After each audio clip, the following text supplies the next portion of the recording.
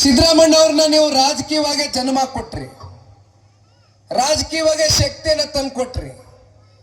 2018ರಲ್ಲಿ ಚಾಮುಂಡೇಶ್ವರಿಯಲ್ಲಿ ಜನತಾದಳ ಪಕ್ಷಕ್ಕೆ ಅಲ್ಲಿನ ಕ್ಷೇತ್ರದ ಜನತೆ ಅತ್ಯಂತ ಪ್ರಚಂಡ ಬಹುಮತದಿಂದ ನಮಗೆ ಆಶೀರ್ವಾದ ಮಾಡಿದ್ರು.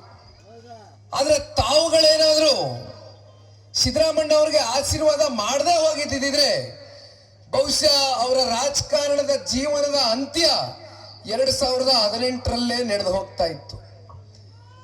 ಆದ್ರೆ ನೀವೆಲ್ಲರೂ ಒಂದು ಹೃದಯ ವೈಶಾಲ್ಯತೆ ಹೊತ್ತು ತೋರಿಸಿದ್ರಿ.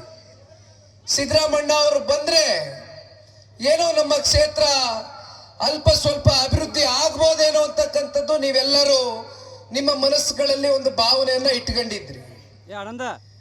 ಆದ್ರೆ ನಿಮ್ಮ ಭಾವನೆಗೆ ಯಾವುದೇ ರೀತಿ ಸಕಾರಾತ್ಮಕವಾದಂತ ಸ್ಪಂದನೆ ಸನ್ಮಾನ್ಯ ಸಿದ್ದರಾಮಣ್ಣ ಅವರು ಕೊಡ್ಲಿಕ್ಕೆ ಆಗಿಲ್ಲ. ನಿಮ್ಮನ್ನ ಕೇವಲ ಚುನಾವಣೆಯಲ್ಲಿ ಬಳಸ್ಕೊಂಡು ವಿಧಾನಸಭೆಗೆ ಪ್ರವೇಶ ಮಾಡ್ತಕ್ಕಂಥದಕ್ಕೆ ಮಾತ್ರ ಸನ್ಮಾನ್ಯ ಸಿದ್ದರಾಮಣ್ಣ ಅವರು ಇರ್ಬೋದು, ಕಾಂಗ್ರೆಸ್ನ ಪಕ್ಷ ಇಲ್ಲಿವರೆಗೂ ನಿಮ್ಮನ್ನ ಬಳಸ್ಕೊಂಡಿದ್ದಾರೆ. ಇವತ್ತು ಸನ್ಮಾನ್ಯ ಸಿದ್ದರಾಮಣ್ಣ ಅವರು ಈ ರಾಜ್ಯದ ಮುಖ್ಯಮಂತ್ರಿಗಳಾಗಿದ್ದಾರೆ. ಅವರಿಗೆ ಒಳಗಡೆ ಮನಸ್ಸಿನಲ್ಲಿ ನಮ್ಮ ಬಾದಾಮಿ ತಾಲೂಕಿನ ಜನತೆ ನನ್ನ ರಾಜಕೀಯದ ಮತ್ತೆ ಪುನರ್ಜನ್ಮವನ್ನ ಕೊಡ್ತಕ್ಕಂಥದ್ದಕ್ಕೆ ನನಗೆ ಒಂದು ಅವಕಾಶವನ್ನ ಕಲ್ಪಿಸ್ಕೊಟ್ಟಿದ್ರು ಅಂತಕ್ಕಂಥದ್ದು ಒಂದು ಅಲ್ಪ ಸ್ವಲ್ಪ ಅವರ ಹೃದಯದಲ್ಲಿ ಏನಾದ್ರೂ ಅವರ ಮನಸ್ಸಿನಲ್ಲಿ ವಿಚಾರ ಏನಾದ್ರೂ ದಿಟ್ಟವಾಗಿ ನೆಲೆ ಊರಿದ್ದೇ ಆಗಿದ್ದಿದ್ರೆ 2.25 ವರ್ಷ ಆಗಿದೆ ಈ ರಾಜ್ಯದ ಮುಖ್ಯಮಂತ್ರಿಗಳಾಗಿ ಸನ್ಮಾನ್ಯ ಸಿದ್ದರಾಮಣ್ಣ ಅವರು. ಸಿದ್ದರಾಮಣ್ಣ ಅವರೇ, ಜನತಾದಳ ಪಕ್ಷದಲ್ಲಿ ನಿಮ್ಮ ರಾಜಕಾರಣವನ್ನ ನಮ್ಮ ಪಕ್ಷದ ವರಿಷ್ಠರು ಮಾಜಿ ಪ್ರಧಾನ ಮಂತ್ರಿಗಳು ಶ್ರೀ ದೇವೇಗೌಡರು ಸಾಹೇಬರ ಗರಡಿಯಲ್ಲಿ ನೀವು ರಾಜಕಾರಣವನ್ನ ಪ್ರಾರಂಭ ಮಾಡದಂಥದ್ದು, ಬೆಳೆದಂಥದ್ದು. ಕೊನೆಗೆ 2004ರ ಗಡಿ ದಾಟದ ನಂತರ ಅಂದು ಕಾಂಗ್ರೆಸ್ ಜೆಡಿಎಸ್ನ ಸಮ್ಮಿಶ್ರ ಸರ್ಕಾರ ಇತ್ತು. ಸಿದ್ದರಾಮಣ್ಣ ಅವರು ನಮ್ಮ ನಾಡಿನ ಉಪಮುಖ್ಯಮಂತ್ರಿಗಳಾಗಿದ್ರು ಸಮ್ಮಿಶ್ರ ಸರ್ಕಾರದಲ್ಲಿ.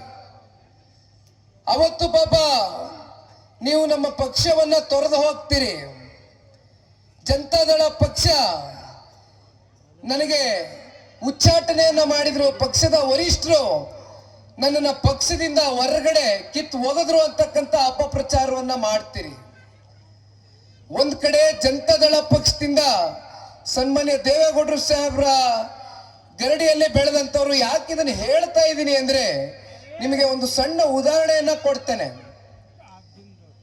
ಸನ್ಮಾನ್ಯ ಸಿದ್ದರಾಮಣ್ಣ ಅವರ ಕೈಯಲ್ಲಿ ದೇವೇಗೌಡರು ಸಾಹೇಬರು ಬಡ್ಜೆಟ್ ಅನ್ನ ಮಂಡನೆ ಮಾಡಿಸ್ತಾರೆ. ಆಗ ಬಹಳ ಜನ ಅಗ್ರಗಣ್ಯ ನಾಯಕರುಗಳು ಜನತಾದಳ ಪಕ್ಷದಲ್ಲಿ ಇರ್ತಾರೆ. ಸಿದ್ದರಾಮಣ್ಣ ಅವರ ರಾಜಕಾರಣದ ಅನುಭವದ ಮೇಲೆ ಸಾಕಷ್ಟು ಪ್ರಶ್ನೆಗಳು ಮೂಡುತ್ತೆ. ಆದ್ರೆ ಸನ್ಮಾನ್ಯ ದೇವೇಗೌಡರು ಸಾಹೇಬರು ಎಲ್ಲರ ಮನವನ್ನ ಒಲಿಸಿ, ಇಲ್ಲ ಸಿದ್ದರಾಮಣ್ಣ ಅವರು ಒಬ್ಬ OBC ವರ್ಗದ ನಾಯಕರಿದ್ದಾರೆ, ನಮ್ಮ ಪಕ್ಷದಲ್ಲಿ ಎಲ್ಲ ಜಾತಿ ಸಮುದಾಯ ವರ್ಗ ಧರ್ಮಕ್ಕೆ ಜಾತ್ಯತೀತ ತತ್ವ ಸಿದ್ಧಾಂತದ ಮೇಲೆ ಈ ಪಕ್ಷವನ್ನ ನಾವೇನು ಕಟ್ಟು ಬೆಳೆಸಿದ್ದೇವೆ. ಇವತ್ತು ಸಿದ್ದರಾಮಣ್ಣ ಅವರು ಅಂದು ರಾಜಕಾರಣದಲ್ಲಿ ಇನ್ನು ಬೆಳೀತಾ ಇದ್ದಂತ ಒಬ್ಬ ನಾಯಕರು. ಅವ್ರ ಕೈಯಲ್ಲಿ ಬಡ್ಜೆಟ್ ಅನ್ನ ಮಂಡನೆ ಮಾಡಿಸಿದಂತದ್ದು ಸನ್ಮಾನ್ಯ ದೇವೇಗೌಡರು ಸಾಹೇಬರು. ಇವತ್ತು ಸಿದ್ದರಾಮಣ್ಣ ಅವರು ಮರ್ತಿದ್ದಾರೆ. ಸಿದ್ದರಾಮಣ್ಣ ಅವರು ಎಲ್ಲವನ್ನೂ ಕೂಡ ಮರ್ತಿದ್ದಾರೆ. ಅದರ ಬದಲಾಗಿ ನಮಗೆ ಕೊಟ್ಟಂತ ಬಳುವಳಿ ಜನತಾದಳ ಪಕ್ಷವೇ ಸಿದ್ದರಾಮಣ್ಣ ಅವ್ರನ್ನ ಹೊರಗಡೆ ಹಾಕ್ಬಿಡ್ತು, ಉಚ್ಚಾಟನೆ ಮಾಡ್ಬಿಡ್ತು ಅಂತಕ್ಕಂಥದ್ದು ಮಾನ್ಯ ಸಿದ್ದರಾಮಣ್ಣ ಅವರು ಹೇಳ್ತಾರೆ. ನಾನು ಯಾಕಿದನ್ನೆಲ್ಲ ನಿಮ್ಮ ಮುಂದೆ ಪ್ರಸ್ತಾವನೆ ಮಾಡ್ತಾ ಇದ್ದೀನಿ ಅಂದ್ರೆ, ಪಕ್ಷ ತಾಯಿ ಸಮಾನ. ಪಕ್ಷಕ್ಕೆ ಯಾರು ಗೌರವ ಕೊಟ್ಟು, ಪಕ್ಷದಿಂದ ಯಾರು ಗ್ರಾಮ ಪಂಚಾಯಿತಿ ಮಟ್ಟದಿಂದ ತಾಲೂಕು ಪಂಚಾಯಿತಿ ಚುನಾವಣೆಗಳಲ್ಲಿ, ಜಿಲ್ಲಾ ಪಂಚಾಯಿತಿ ಚುನಾವಣೆಗಳಲ್ಲಿ ಟಿಕೆಟ್ ಅನ್ನ ಪಡೆದುಕೊಂಡು ತದನಂತರ ವಿಧಾನಸಭಾ ಚುನಾವಣೆಯಲ್ಲಿ ನಿಂತು ವಿಧಾನಸಭೆಗೆ ಪ್ರವೇಶವನ್ನ ಮಾಡಿ ಅಂತಿಮವಾಗಿ 2004ರಿಂದ ಇವತ್ತಿನವರೆಗೂ ಜನತಾದಳ ಪಕ್ಷದ ರಾಜಕೀಯದ ಇತಿಹಾಸವನ್ನ ಮೆಲುಕಾಗ್ತಕ್ಕಂಥದ್ದಾದ್ರೆ ಬಹಳ ಜನ ಅಂದ್ರೆ 50ಕ್ಕೂ ಹೆಚ್ಚು ಜನ ಈ ಪಕ್ಷವನ್ನ ರಾಜಕೀಯ ವೇದಿಕೆಯಾಗಿ ಬಳಸ್ಕೊಂಡು ಆಯಾ ಸಂದರ್ಭಕ್ಕೆ ತಕ್ಕಂತೆ ಪಕ್ಷದ ವರಿಷ್ಠರ ಆಶೀರ್ವಾದವನ್ನ ತಗೊಂಡು ಅವ್ರ ಕೈಯಲ್ಲಿ ಟಿಕೆಟ್ ಅನ್ನು ಪಡ್ಕೊಂಡು ಕೊನೆಗೆ ಬಿಟ್ಟೋಗಿರ್ತಕ್ಕಂಥವ್ರು ಬಹಳ ಮಂದಿ ಇದ್ದಾರೆ. ಅದರಲ್ಲಿ ಸನ್ಮಾನ್ಯ ಸಿದ್ದರಾಮಣ್ಣವರು ಒಬ್ರು. ಯಾಕೆ ಇದನ್ನ ಹೇಳ್ತಾ ಇದ್ದೀನಿ ಅಂದ್ರೆ, ಹೆತ್ತ ತಾಯಿಗೆ ನೀವು ಮೋಸ ಮಾಡದಂತೆ ಪಕ್ಷಕ್ಕೆ ನೀವು ಮೋಸ ಮಾಡಿದಾಗ, ಅದೇ ರೀತಿ ಬಾದಾಮಿ ತಾಲೂಕಿನ ಎಲ್ಲ ನನ್ನ ಮುಗ್ಧ ಮತದಾರ ತಂದೆ ತಾಯಂದಿರುಗಳು ನಿಮ್ಮೆಲ್ಲರ ಆಶೀರ್ವಾದದಿಂದ ಅವ್ರನ್ನ ಆರಿಸಿ ಕಳಿಸಿದ್ರಿ.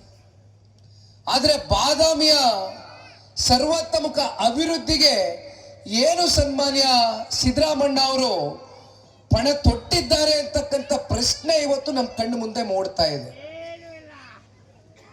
ಈ ರಾಜ್ಯದ ಮುಖ್ಯಮಂತ್ರಿಗಳಾಗಿದ್ದೀರಿ, ನೀವು ಯಾರ ಮುಲಾಜಿಗೂ ಕಾಯಬೇಕಾಗಿಲ್ಲ. ನೀವು ಯಾವ ತೀರ್ಮಾನ ಬೇಕಾದ್ರೂ ನೀವು ಸ್ವಯಂ ಪ್ರೇರಿತರಾಗಿ ನೀವು ತಗೊಳ್ತಕ್ಕಂಥದ್ದಕ್ಕೆ ನಿಮ್ಗೆ ಸಾಂವಿಧಾನಿಕ ಒಂದು ದೊಡ್ಡ ಹುದ್ದೆ ಇದು, ಮುಖ್ಯಮಂತ್ರಿಗಳ ಸ್ಥಾನ. ಮುಖ್ಯಮಂತ್ರಿಗಳ ಕುರ್ಚಿಯಲ್ಲಿ ಕೂತಿದ್ದೀರಿ ಸಿದ್ದರಾಮಣ್ಣ ಅವರೇ.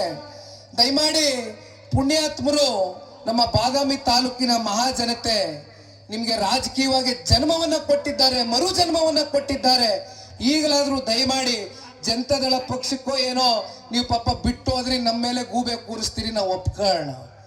ಆದ್ರೆ ಪಾಪ ಇಲ್ಲಿ ಕೂತಿರ್ತಕ್ಕಂಥ ಬಾದಾಮಿ ತಾಲೂಕಿನ ಜನತೆ ಏನ್ ಅನ್ಯಾಯ ಮಾಡಿದ್ರು, ಏನ್ ತಪ್ಪು ಮಾಡಿದ್ರು? ಬದಲಾಗಿ ನಿಮ್ಗೆ ಆಶೀರ್ವಾದ ಮಾಡಿ ನಿಮ್ಮನ್ನ ವಿಧಾನಸಭೆ ಮೆಟ್ಲಿಗೆ ಹತ್ಲಿಕ್ಕೆ ಕಳಿಸ್ಕೊಟ್ಟಿದ್ದಾರೆ. ದಯವಿಟ್ಟು ಈಗಲಾದ್ರೂ ಕಣ್ತೆರೆದು ನೋಡಿ, ಬಾದಾಮಿ ತಾಲೂಕಿನ ಜನತೆ ಬಗ್ಗೆ ಒಂದು ಸ್ವಲ್ಪನಾದ್ರೂ ಕನಿಕರ ಇಟ್ಕೊಳ್ಳಿ, ಕಾಳಜಿ ಇಟ್ಕೊಳ್ಳಿ. ತದನಂತರ ಕಳೆದ 2023ರ ವಿಧಾನಸಭಾ ಚುನಾವಣೆಯಲ್ಲಿ ಹನುಮಂತಣ್ಣನವರು 42,000 ಮತಗಳು ಅವ್ರ ಪರವಾಗಿ ಕ್ರೋಢೀಕರಿಸ್ತವೆ. ಗ್ಯಾರಂಟಿ ನ್ಯೂಸ್, ಸುದ್ದಿ ಖಚಿತ, ನ್ಯಾಯ ನಿಶ್ಚಿತ.